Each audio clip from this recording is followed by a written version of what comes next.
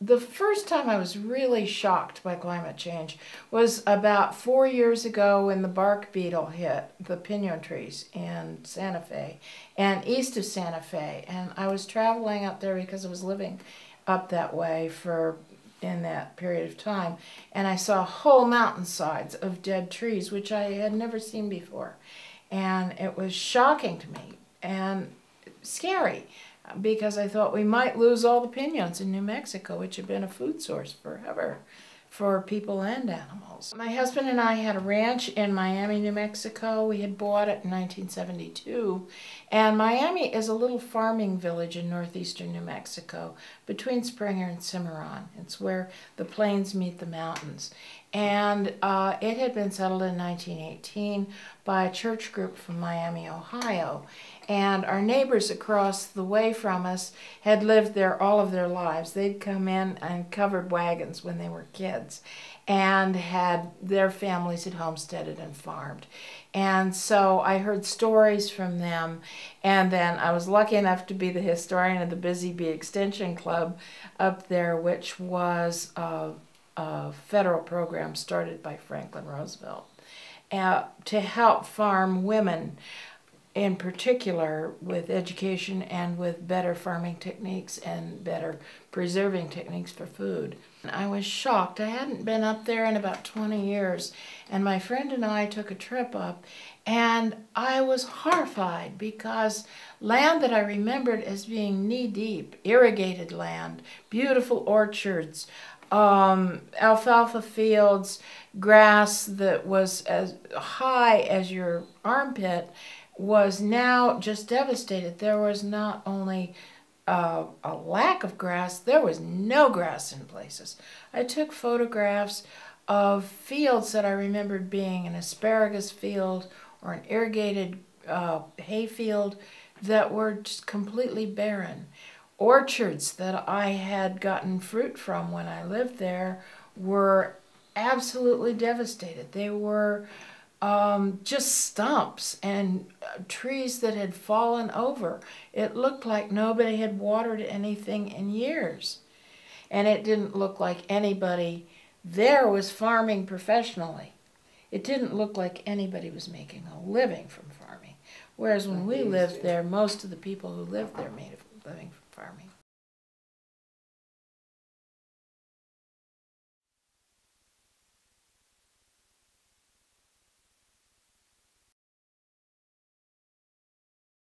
My name's Kyle Johnson. I'm the head farmer at here at Los Poblanos Historic Inn and Organic Farm. I take care of the lavender fields and the vegetables in the greenhouse here. The drought this year is getting to be pretty bad. In fact, there's so much water, there's so little water in the acequias here that they're not, the ditch bosses, the Conservancy District is not letting us have any water in order to prep our fields. Which is really important for soil health to have some moisture in there while you're preparing, while you're tilling. We had to till with dry soil and ended up breaking a chain on our tiller. I worry about climate change all day, every day, but I sort of like to think of it as one step at a time. You know, it's going to be a big challenge. It's going to be a big challenge, but with challenge, there's also a good opportunity. So, one step at a time, and we'll try to make it through this year. I think community is the key to farming, whether it be with lavender or with food, and especially with food, because everyone should know where their food is coming from, and all the farmers should know where it's going, and it should be a tight-knit relationship. My name's Steve Harris. I'm the owner of Far Flung Adventures, which is a river rafting outfitter and guide. And I've been running the Rio Grande and other rivers, but principally the Rio Grande since about 1974.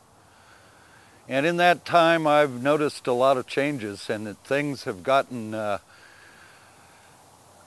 conditions for our business have gotten poorer over the last 5 to 10 years, very noticeably. In that river flows are much lower, and the snowmelt runoff that we're accustomed to having in May and June is now occurring in March and April.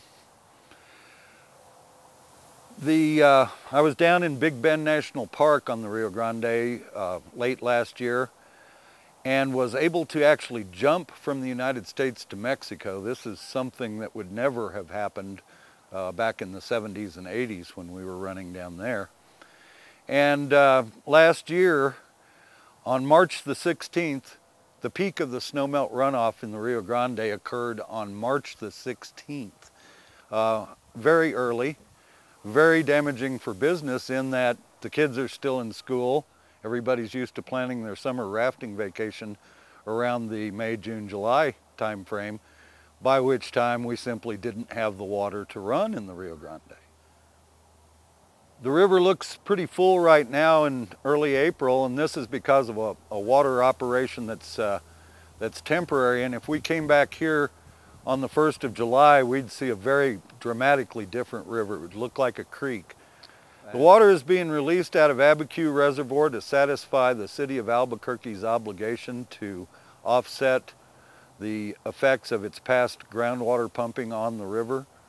In other words, when you've been pumping groundwater for a number of decades, the cone of depression that's created draws water out of the river, and so the groundwater user is obliged by the state water rights administrators to replace that water, and this water is going down to Elephant Butte to help satisfy New Mexico's obligation to its downstream partners in the Rio Grande Compact. And the future doesn't look like it used to. I think economic survival for the 15 or so companies that operate river tours on the Rio Grande are very much in doubt, very much in doubt.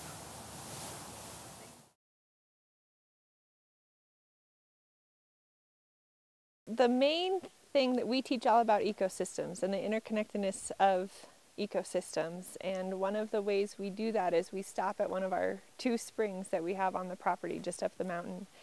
And in the past few years, one of those 2 springs has completely dried up. There's no water at all there, and the other spring is getting drier. And so one of the things that we teach the children about is that there's less water because of climate change. And when there's less water for the plants to grow. So that means there's less water for the animals and there's less food for the animals. And that seems to have a really profound impact on the students because they can understand that animals need water and food. And so it sort of gets them thinking about what that means and sort of the implications long term of having less water and less food for the animals. We have about 15,000 students that come here every year from Albuquerque and Rio Rancho and the surrounding areas. And as it stands now, we have our 128 acres, but we also have access to the national forest that we are neighbors with. And with drier winters and warmer temperatures, there's always the risk that they will close the forest earlier and earlier in the year. In the past, they have closed it in May. And while we understand that they need to do that and we want to protect it, it has big implications because once they close, we don't have as many trails to use, and we can't have as many classes out here every day. And it just means that fewer children will have the opportunity to come out and see this area to learn about ecosystems. So that's something we worry about every spring, really, is when they'll close the forest. In our experience, we sort of casually ask students how many of them have been hiking, how many have been to the mountains, just to get an idea of, sort of their experience and what our day will be like. And we figured out that about 75% of kids from Albuquerque have never been to the Sandia Mountains before. And that sort of strikes us as amazing, that only 25% of kids in Albuquerque have even been able to go to the Sandias and go for a hike. And all the time we get kids asking when they can come back. They want to go for a hike, and we try and really enforce that they don't have to just come here, they can go anywhere. But for a lot of kids, 75%, this is their first experience in the mountains, hiking, seeing a really natural, wild area. Sometimes we have to get over the hurdle of them even sort of understanding that this is a natural area. Yesterday I had a kid ask me something about the animals, and so I was explaining to him about the bears and the mountain lions in the area, and he said something about, well, where do you keep them? And I had to explain to him that we don't, that they're wild animals and that we don't in any way interfere with this ecosystem at all. And so once they get over that, they sort of start thinking, well, wait, they're natural here and, you know, they're not getting water and these people aren't giving them anything.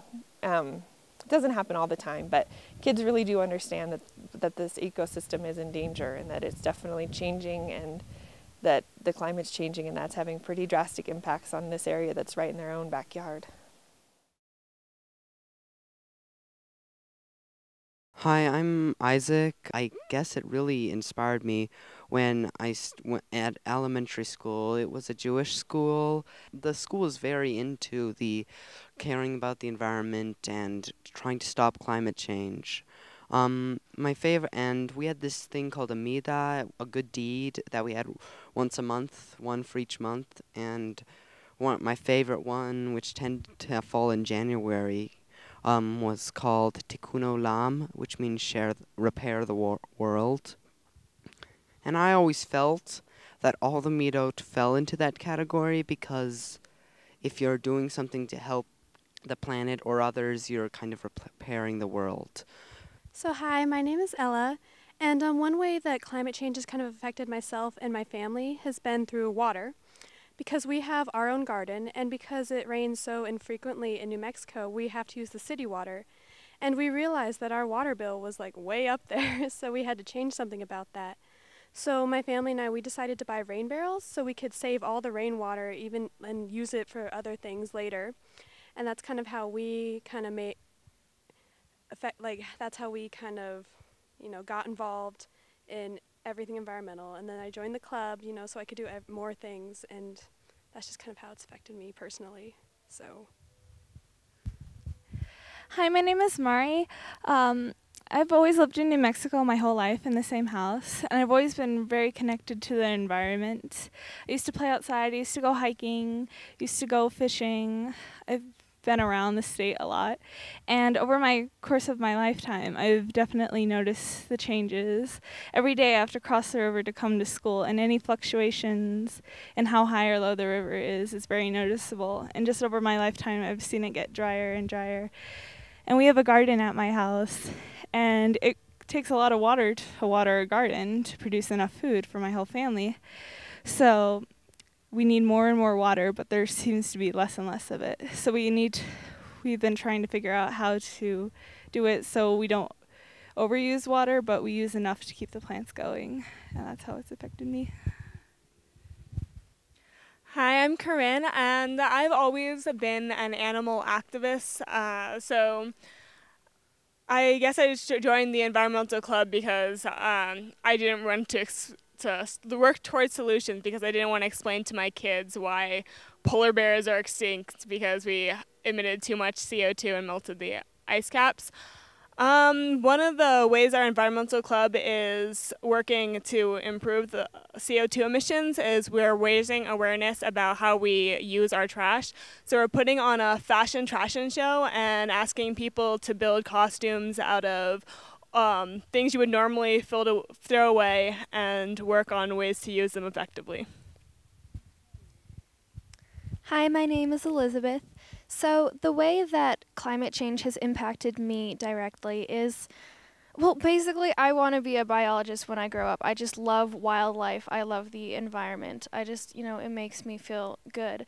But when I look at climate change and what it's sort of doing to our Earth, what we are doing to our own Earth, I don't see a lot of hope for some of the species out there that are becoming more and more extinct every day. I mean, the water level is rising because the ice caps are melting and species are going extinct. And what am I going to have when I grow up and I need a job?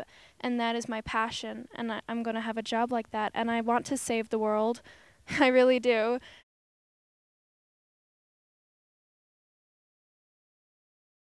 Hi, I'm Karen Temple Beamish. I'm a science teacher here at Albuquerque Academy, and I'm also the sustainability coordinator. One of the things that I like to do is focus on the solutions, and my big solution here at the Academy has been composting. So over here we have a couple of the piles where the food waste, 1,200 pounds of food waste produced every week by the students here at Albuquerque Academy are now composted here at the Academy in these piles. And in addition to the food waste, we have manure that's delivered from a farm, a horse farm. We have wood chips that are delivered from landscape companies. All of that waste would have been going to the dump as well. Now it's here to help us produce incredibly good compost for our fields. We use almost 100% of it on the fields instead of using chemical herbicides and chemical fertilizers on the fields. We use compost. And this increases the soil health as well as increases the water holding capacity, which in New Mexico, as you all know, is really a problem because of the moisture, lack of moisture that we have here. So after about 6 months, we tend it, we aerate it, we water it. We have these beautiful dark rich piles that you can see in the background. That is now finished compost. That compost comes over here and is sifted, and we get the larger debris out with the sifting, and then the trucks will come by and apply it to our playing fields, and then we also use it in our gardens. And we produce vegetables for our gardens here that we can sell in our farmers market that we hold every Tuesday, or we can use some of the produce in our dining hall as well. So it's a full circle from food waste to compost, back to garden production, to the food we eat, all the while reducing our carbon footprint.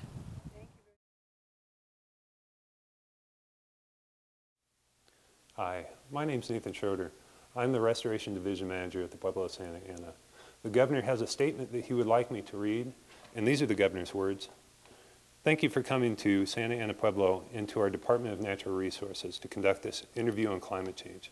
Please excuse me for not being here for this interview today. Climate change affects everyone. It is our human activity which is changing the global climate through our use of fossil fuels producing greenhouse gases. It is my understanding that this causes a rise in temperature of the Earth's surface, which affects weather patterns throughout the world. As it relates to our community, it is evident right now. We have not seen the winter snows that used to occur when I was much younger, and the monsoon seasons, which have been virtually non-existent for the last few years. Our rangelands are suffering. There are herbs that we used to consume this time of year that are virtually non-existent, and the bosque is affected along the Rio Grande. The existence of our people is in the heart of the land. We have lived here for hundreds and hundreds of years and have managed to adapt over this long time period. Our people have been resourceful and have used what the Creator has given us through the land, wildlife, streams, and rivers. But the bigger question now is how long we can continue this pattern of adaptation. No matter the changes in conditions, our people will continue to survive into the next millennia and beyond.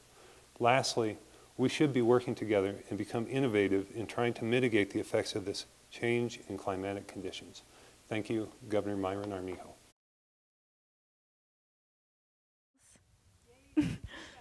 Yay!